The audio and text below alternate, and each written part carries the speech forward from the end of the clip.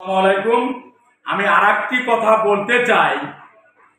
আপনারা জানেন 1975 সালে শহীদ প্রেসিডেন্ট জিয়াউর রহমান যখন দেশে দায়িত্ব নেয়, সেই সময়ও বাংলাদেশের অর্থনৈতিক অবস্থা, দেশ যখন রসাতলে দিয়ে দেয় অন্য আওয়ামী ফ্যাসিবাদী এই আওয়ামী লীগ সরকার, দেশ যখন একদম রসাতলে দিয়ে দেশকে ধ্বংস করে দেশের জনগণকে নিশ্চিহ্ন করে দেয়, তখনই বিএনপি ক্ষমতা নেয়।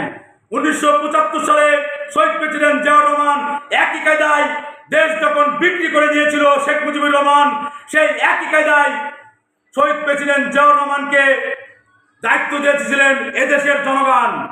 আবারও দীর্ঘ 17 বছর এই খুনি হাসিনা দেশকে বিক্রি করে দিয়েছেন এই ভারতের, ইন্ডিয়ার কাছে, বিভিন্ন দেশের কাছে। দেশ যখন একদম নষ্টর দিকে এবং দেশ ভিক্ষুকের পজিশনে পৌঁছে গেছে, দেশ যখন ধ্বংসের পথে, আবারও সেই কায়দায় আগামী দিনে আমরা আশা করি দেশ নায়ক জনাব তারেক রহমান এই দেশ হাতে নেবেন এবং দেশ গড়ার দায়িত্ব নেবেন।